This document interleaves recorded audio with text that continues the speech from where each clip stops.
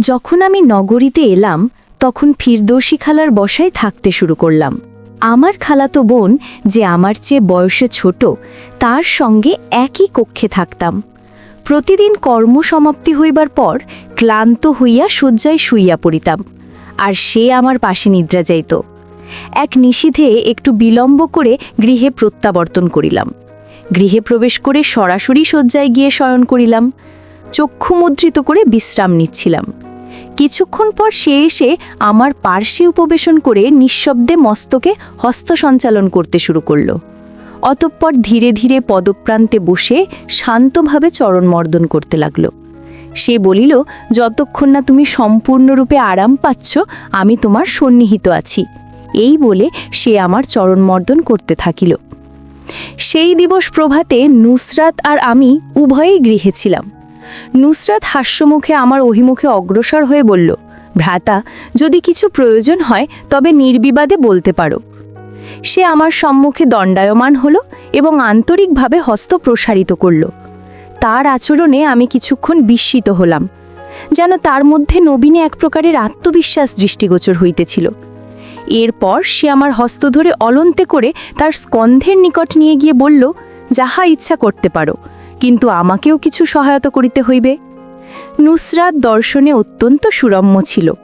তার গমনাগমন ও আচরণ আমাকে মোহিত করত। তার বর্ণ ছিল গৌর। নগরীতে বাস করার কারণে সে সর্বদা ক্ষুদ্র বস্ত্র পরিধান করিত, যা তাকে অসাধারণ দেখাইত। কিন্তু সে আমার সাথে এমন কিছু আচরণ করিবে তা আমি চিন্তা করিতে পারি নাই। বন্ধুগণ, আজকের কাহিনীটি অত্যন্ত বিশেষ হতে চলেছে। আশা করি তোমাদের প্রীতিকর লাগিবে। কেহই বাদ পড়ো না। গল্পটি প্রীতিকর লাগিলে অনুগ্রহ করিয়া ভিডিওটি পছন্দ করুন, বিতরণ করুন এবং চ্যানেলটি সদস্যতা গ্রহণ করুন। আমার নাম কুনাল। যে কক্ষে অবস্থান করিতেছিলাম, প্রথমে চিন্তা করিয়াছিলাম নুসরাত আমার চেয়ে অল্প বয়স্ক, কিন্তু পরবর্তীতে বুঝিলাম তেমন নহে। আমি কর্মের জন্য নগরীতে আগমন করিয়াছিলাম এবং ইরফান খালুর গৃহে আশ্রয় গ্রহণ করিয়াছিলাম, কারণ মাতা কামনা করিয়াছিলেন আমি যেন অন্যত্র না থাকি। মাতা বলিয়াছিলেন, নগরীতে তো তোমার ফিরদৌসী খালার গৃহ আছে, সেখানেই অবস্থান শ্রেয়।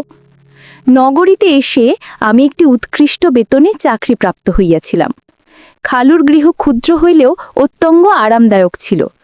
গৃহটিতে একটি ক্ষুদ্র রন্ধনশালা, একটি শয়নকক্ষ আর একটি ক্ষুদ্র বৈঠকখানা ছিল। গৃহে ইরফান খালু, ফিরদৌসী খালা আর তাদের কন্যা নুসরাত বাস করত। খালু গ্রামের সকলের নিকট বলিতেন নগরীতে তার দোতলা গৃহ আছে। নুসরাত তখন 18 বৎসরে পদার্পণ করিয়াছে। নুসরাতকে আমি সর্বশেষবার যখন দর্শন করিয়াছিলাম তখন সে কেবল 9 বৎসরের ছিল। এবার তাহাকে দেখিয়া মনে হইল সে অনেক পরিণত হইয়াছে এবং আরও সুরম্য হইয়া উঠিয়াছে।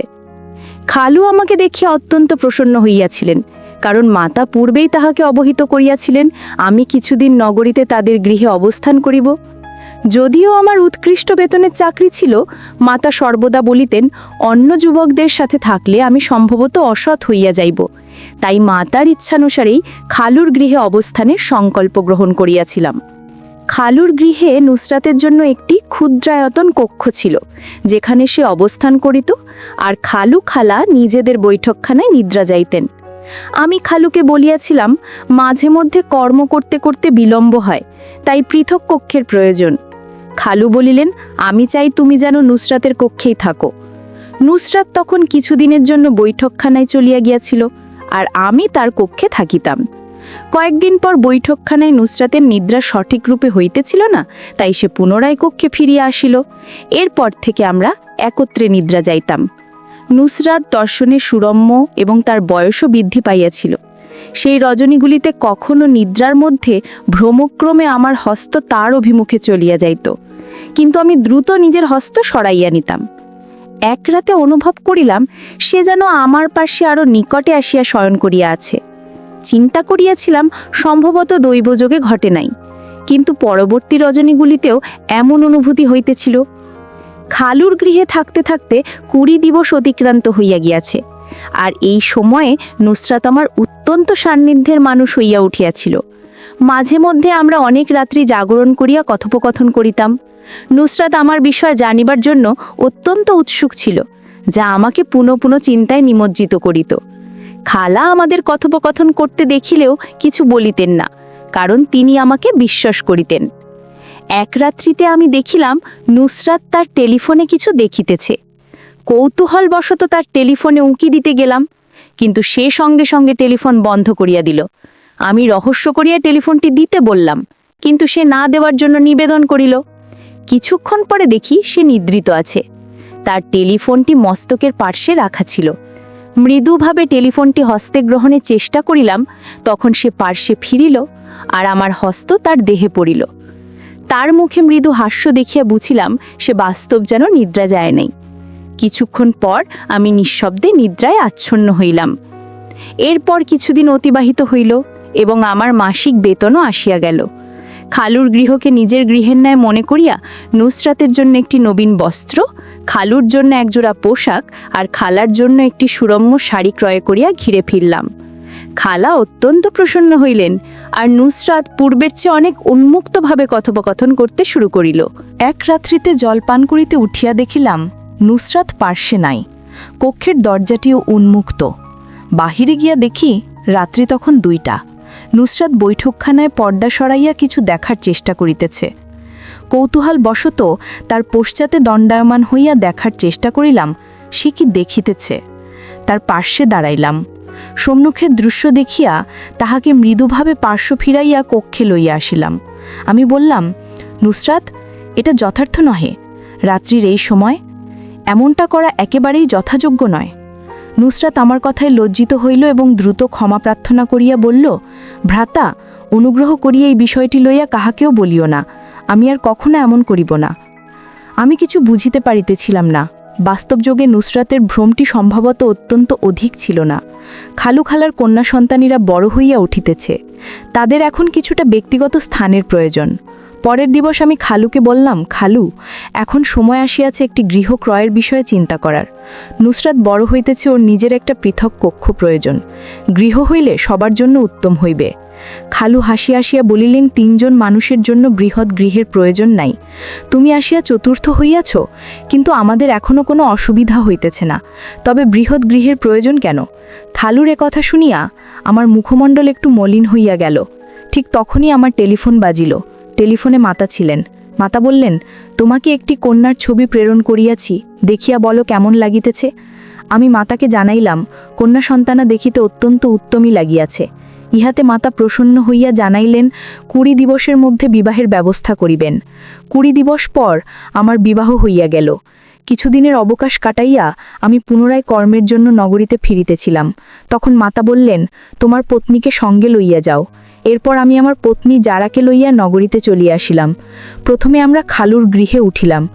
নুসরাত তখন তার কক্ষ ত্যাগ করিয়া পিতামাতার সঙ্গে বৈঠকখানায় নিদ্রা যাইত, আর আমাদের কক্ষটি আমাকে আর জারার জন্য ছাড়িয়া দিল। জারাকে লইয়া নগরীতে আগমনের 3য় দিবস অতিবাহিত হইতেছিল। এরপর হঠাৎ এক রাত্রিতে কিছু অপ্রত্যাশিত ঘটনা সংঘটিত হইল। আমি যখন জারার পাশে নিদ্রা যাইতেছিলাম, হঠাৎ দেখি বৈঠকখানা হইতে কেহ উকি দিতেছে। তাহাকে দেখি আমি দ্রুত উঠিয়া বসিলাম। আমাকে উঠতে দেখিয়া সে নিঃশব্দে সরে গেল। তখন আমি চিন্তা করিতে লাগিলাম, যদি যারা এই নগরীর পরিবেশে খাপ খাওয়াইতে পারে, তবে আগামী মাসেই আমরা পৃথক থাকার জন্য একটি কক্ষ অনুসন্ধান করিব। কারণ নগরীতে আসার পর হইতেই আমার খালাতো ভগিনী আমাকে বিশেষ দৃষ্টিতে রাখিয়াছিল।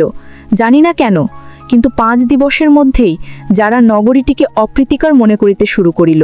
সে বলল, আমি এখানে অধিককাল থাকিতে পারিব না। গ্রামে থাকার অভ্যেস আছে আমার। এখানে জল আর বায়ু কিছুই ভাল লাগিতেছে না।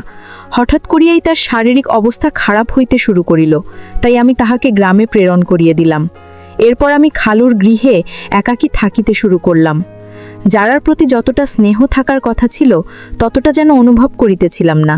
বিবাহের সময় তাহাকে দেখিয়াছিলাম আকর্ষণীয়, কিন্তু পরবর্তীতে প্রসাধনবিহীন তাহাকে কিছুটা ভিন্ন লাগিল। কিন্তু সে উত্তম হৃদয়ার এবং নির্ভরযোগ্য, তাই ওর সঙ্গে জীবনযাপনের সংকল্প গ্রহণ করিলাম। যারা গ্রামে চলিয়া যাওয়ার পর 3 দিবসের অবকাশ লইয়া বিশ্রাম নিলাম। প্রভাতে খালু তার কর্মে বাহির হইয়া গেলেন, আর খালাও দৈনন্দিনের ন্যায় কর্মস্থলে চলিয়া গেলেন। সেই দিবস প্রভাতে নুসরাত আর আমি উভয়ই গৃহে ছিলাম। প্রাতরাশ করার পর আমি আমার ল্যাপটপ সংগ্রহ করতে কক্ষের অভিমুখে যাইতেছিলাম। উন্মুক্ত দরজার ফাঁক দিয়া দেখিলাম নুসরাত নিজের বস্ত্র পরিবর্তন করিতেছে। তার উজ্জ্বল বর্ণ দেখিয়া কিছুক্ষণের জন্য আমার দৃষ্টি আটকাইয়া গেল। চিন্তা করিলাম, কোথায় আমার শ্যামলা যারা, আর কোথায় এই নুসরাত? এতকাল নুসরাত আমার সান্নিধ্যেই ছিল, কিন্তু তাহাকে এভাবে দেখি নাই। কিছুক্ষণ পর আমি যখন কক্ষ হইতে নির্গত হইলাম, তখনও তাহাকে দেখিতেছিলাম, আর মনে হইতেছিল সে সত্যিই অসাধারণ সুরম্য। সেই রাত্রিতে নুসরাত আমার কক্ষে আসিয়া বলল, ভাবি তো গ্রামে চলিয়া গিয়াছেন, ও এখন আমি পুনরায় আমার কক্ষে শান্তিতে শয়ন করিতে পারিব। সে আর বৈঠকখানায় শয়ন করিতে চাহিল না, তাই তাহাকে পূর্বের ন্যায় আমার কক্ষে শয়নের অনুমতি দিলাম। সেই রাত্রিতে কক্ষে অন্ধকার ছিল। কিছুক্ষণ পর আমি শুনিলাম কানো পদশব্দ। কক্ষের আলো প্রজ্বলিত করিয়া দেখি নুসরাত আলমারির নিকট দণ্ডায়মান আছে। আমি নিকটে গেলাম। কোনো কথা না বলিয়া শার্ট অপসারণ করে রাখলাম। তারপর আলো নিষ্ক্রিয় করিয়া শয়ন করলাম। কিছুক্ষণ পর পুনরায় একবার আলো প্রজ্বলিত করলাম। তখন দেখিলাম নুসরাত ক্ষুদ্র বস্ত্রে দাঁড়াইয়া আছে। তাহাকে এভাবে দেখিয়া আমি একটু লজ্জিত হইলাম। তারপর পুনরায় আলো বন্ধ করিয়া নিদ্রিত হইলাম। পরের দিবস আমার আরও একটি অবকাশ ছিল, কারণ সম্পূর্ণ 3 দিবসের অবকাশ ছিল। আমার তখন এক বন্ধু প্রস্তাব দিল, চলো আজ কোথাও ভ্রমণে যাই। মধ্যাহ্নে বাহির হইলাম, তখনই একটি মূল্যবান কফিশালায় নুসরাতকে উপবিষ্ট থাকিতে দেখিলাম। তার বন্ধুগণ অত্যন্ত উদ্যমপূর্ণ ছিল, আর নুসরাতও ভিন্ন রকম বস্ত্র পরিধান করিয়াছিল। আমি গিয়ে নুসরাতের সঙ্গে সাক্ষাৎ করলাম এবং জিজ্ঞাসা করিলাম, এটা কি হইতেছে? নুসরাত আমাকে এক পার্শ্বে লইয়া বলল, কুনাল, আমি আজ রাত্রিতে তোমার সমস্ত প্রশ্নের উত্তর দিব। তুমি এখন এখান হইতে প্রস্থান করো, আর হ্যাঁ, না বলা পর্যন্ত নীরব থাকো। পর রাত্রিতে খালু খালা নিদ্রায় আচ্ছন্ন হইবার পর নুসরাতের নিকট গেলাম এবং জিজ্ঞাসা করিলাম, এবার বলো। নুসরাত বলল, এটা হলো উচ্চমানের জীবনের কিছু অঙ্গ। কেন, আমি কি এভাবে থাকিতে পারি না? নুসরাত 18 বছরের একটি কন্যা সন্তানা হইলেও তার কথোপকথন এবং আচরণে এক প্রকারের পরিবর্তন লক্ষ্য করিলাম। কথা বলতে বলতে নুসরাত আমার আরও নিকটে চলিয়া আসে। আমার বিবাহের পর থেকে আমি অনুভব করিয়াছি যে একজন নারীর সান্নিধ্য কতটা বিশেষ।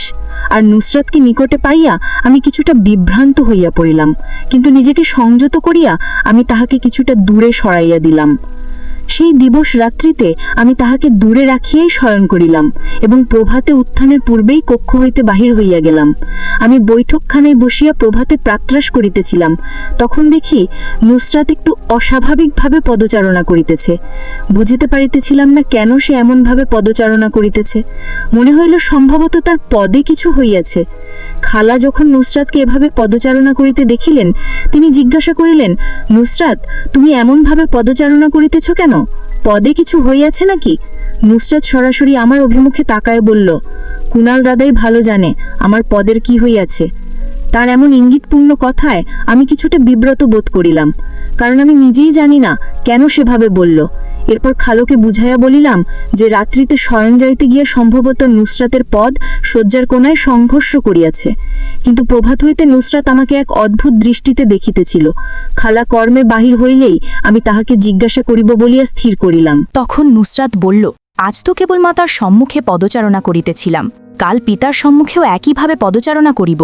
আমি আরও অনেক কিছু করিতে পারি, যদি তুমি আমাকে আমার ইচ্ছানুযায়ী কিছু না দাও। আমি বললাম, যখন তোমার বাস্তবে কিছু প্রয়োজন নাই, তখন কিভাবে তোমায় দিতে পারি? নুসরাত আমার অভিমুখে অগ্রসর হইয়া হাস্য করিয়া বলল, যাহা প্রয়োজন তাহা চাহিলেই গ্রহণ করিতে পারো। সে আমার সম্মুখে দণ্ডায়মান হইয়া হস্ত প্রসারিত করল। তার এমন আচরণে আমি বিস্মিত হইয়া গেলাম। এরপর সে আমার হস্ত ধরে তার স্কন্ধের নিকট নিয়ে গেল এবং বলল, তোমার যাহা ইচ্ছা করিতে পারো, কিন্তু আমাকেও কিছু সহায়তা করিতে হইবে। হঠাৎ স্মরণ হইল, সম্ভবত গত রাত্রিতে নুসরাত আমার নিকট হইতে কিছু আর্থিক সহায়তা চাহিয়াছিল, কিন্তু আমি তখন কিছু বলি নাই। এখন তার কথায় মনে হইল সে বাস্তবে কিছু সহযোগিতা কামনা করিতেছে। আমি শান্তভাবে বললাম, এভাবে চাওয়াটা যথাযোগ্য নহে, কিন্তু সে আমার কথা শুনিতে আগ্রহী বলিয়া মনে হইল না। পুনরায় আমার অভিমুখে হস্ত প্রসারিত করিল নুসরাত। সে বলল, এখন আমাদের মধ্যে আর কেহ নাই, তুমি যাহা চাও গ্রহণ করিতে পারো। তখনই দরজায় খালা আসিয়া হাজির। খালা বললেন, নুসরাত, এসব কি করিতেছ? নুসরাত বলল, আমি কি কিছু ভুল করিতেছি? আমিও উত্তমভাবে জীবনযাপন করিতে চাই, তাই যাহা প্রয়োজন তাহাই করিতেছি। আপনি কি আপনার ব্যবস্থাপকের সাথে এমন কিছু করেন না এবং তাতে অর্থ গ্রহণ করেন না? আমি সমস্তই দেখিয়াছি। আমিও চাই এই গৃহে নিজের আয়ের পথ অনুসন্ধান করিতে।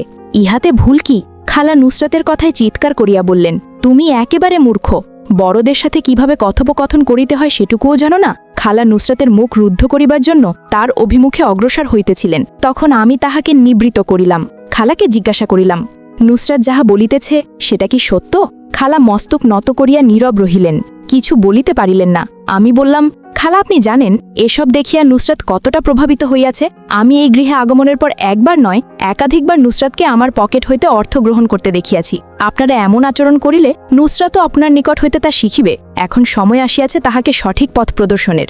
খালা নুসরাতের অভিমুখে তাকাইয়া বললেন, নুসরাত, আমাকে ক্ষমা করো। আমি আজ হইতে চাকরি আর ব্যবস্থাপকের সাথে সম্পর্ক পরিত্যাগ করিব। নুসরাত বলল, মাতা, আমি ইচ্ছা করিয়াই এসব করিয়াছি যাতে আপনি এই পথ পরিত্যাগ করেন। কুনাল দাদা ভ্রাতার সম্মুখে সমস্ত বলার কারণও ছিল। নুসরাত আর আমি মিলিতভাবে খালাকে তার ভ্রমের কথা বুঝাইয়া দিলাম। খালা আমাদের কথাই স্বীকার করিলেন এবং খালুর সাথে নগরীর বৃহৎ গৃহে বাস করার সংকল্প গ্রহণ করিলেন। খালু ক্ষুদ্র গৃহটি ত্যাগ করিয়া বৃহৎ গৃহে স্থানান্তরের কথা বলার পর খালা ও নুসরাত উভয়েই প্রসন্ন হইলেন এবং আমাকে ধন্যবাদ দিলেন। সেই দিবসই খালু নিজের অতিরিক্ত রক্ষণশীল মানসিকতা হ্রাস করিয়া আনিলেন। এই কাহিনী হইতে জ্ঞান লাভ করা যায় যে পরিবারের মানুষদের প্রসন্ন রাখা, স্নেহা ও যত্ন দেওয়া প্রয়োজন। যদি কারো রক্ষণশীল মানসিকতা সীমা অতিক্রম করে তবে পরিবারের সদস্যদের উপর অশুভ প্রভাব ফেলিতে পারে। পরিবারের সমস্যা আসিলে তা নিয়ে উন্মুক্ত আলোচনা করিলে সমাধানের পথ উন্মুক্ত হয়। বন্ধুরা, আজকে এই পর্যন্তই। আবারও আসবো তোমাদের মধ্যে নতুন কোনো ভিডিও নিয়ে। ভিডিওটি যদি তোমাদের ভালো লাগে তাহলে একটি লাইক দাও। প্রতিদিন আমি তোমাদেরকে একটা করে নতুন গল্প উপহার দিব। তাই তোমাদেরকে অনুরোধ করে বলছি, তোমরা যদি এরকম ধরনের ইন্টারেস্টিং গল্প পেতে চাও তাহলে দয়া করে আমার চ্যানেলটি সাবস্ক্রাইব করো। পরিশেষে তোমাদের সকলের সুস্বাস্থ্য কামনা করি। ভিডিওটি দেখার জন্য তোমাদের সকলকে অসংখ্য ধন্যবাদ।